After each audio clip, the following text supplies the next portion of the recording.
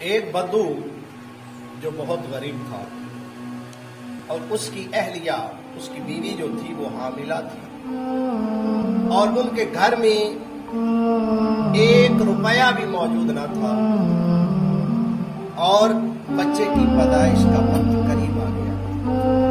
اس نے کہا کہ ہمیں تو جو ہمسائے ہیں، جو پڑوس والے ہیں، انہوں نے تو ہمیں کبھی بلایا ہی نہیں ہے، ہمیں وہ پیسے کہاں سے دیں گے؟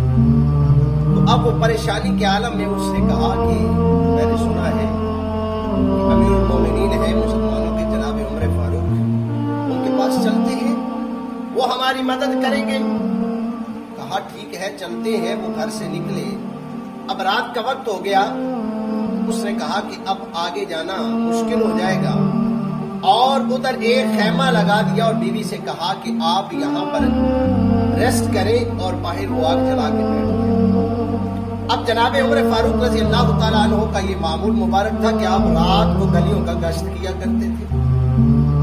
آپ نے جب وہاں پر آگ جلتے ہوئے دیکھی تو اپنے ایک غلام کو، ایک خادم کو وہاں پر بھیجا کہ جاؤ وہاں پر تحقیق کر کے آؤ کہ وہاں پر آگ کیوں جل رہی ہے، اس وقت وہ کون ہے، خیمہ کس کا ہے۔ وہ غلام آیا اور اس نے آگے سے غلام کے ساتھ کہا کہ جاؤ جاؤ بھائی، میں پہلے بیوی کی وجہ سے پریشان ہوں، آپ مجھے پریشان کرنے کے لیے آ گئے ہو۔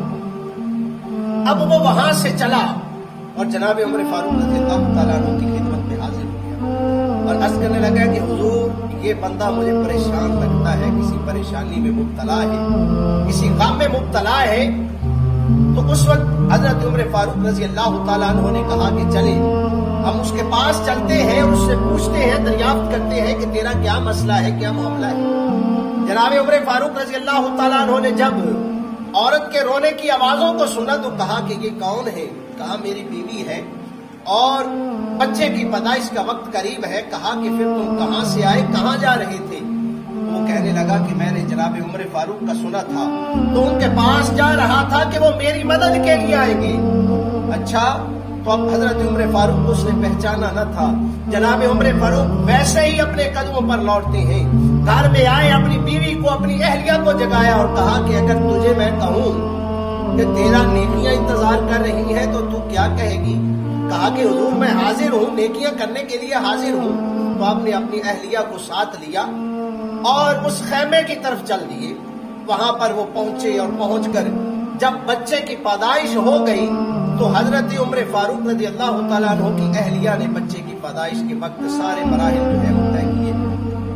اب جس وقت یہ ہو گیا تو اب وہ جو بدو تھا وہ جناب عمر فاروق کو کبھی حکمن کہتا کہ یہ ادھر کے ہی ہوں گے، کوئی غلام ہوں گے، ادھر قریب کے ہی کوئی ہوں گے۔ تو اس نے حکم چلانا شروع کر دیا، کہا کہ وہ پانی لے کر آؤ، لکڑیاں لے کر آؤ۔ حضرت عمر فاروق جس طرح وہ حکم دیتا، حکم کی تعمیل کرتے ہوئے، آپ بھاگتے ہوئے وہ کام کر رہے تھے، اور اندر سے جب آواز آئی کہ اے امیر المومنین تیرا شکریہ، جب یہ بات کہی تو وہ بدو آپ کی قدموں میں گر گیا اور التجا کرنے لگا، عرض کرنے لگا کہ حضور مجھے معاف کر دیجئے، مجھے نہیں پتا تھا، میں آپ کو پہچان نہیں پایا، یہ مجھ سے غلطی ہو گئی۔ آپ نے فرمایا کھڑے ہو جاؤ، اٹھ جاؤ، آپ پریشان نہ ہو، غم زدہ نہ ہو، رنجیدہ نہ ہو، آپ بالکل بھی اپسیٹ نہ ہو، کھڑے ہو جائیں۔ کہا کہ یہ مدینہ الرسول ہے، حضور کا مدینہ ہے، یہاں پر غریبوں کا استقبال کیا جاتا ہے، یہاں پر غریبوں کو پروٹوکول دیا جاتا ہے، اور تو بھی کھڑا ہو جا۔ اس لیے جناب عمر فاروق رضی اللہ تعالیٰ عنہ نے اس کے جتنے بھی مراحل تھے سارے کے سارے پورے کیے اور اس کی مکمل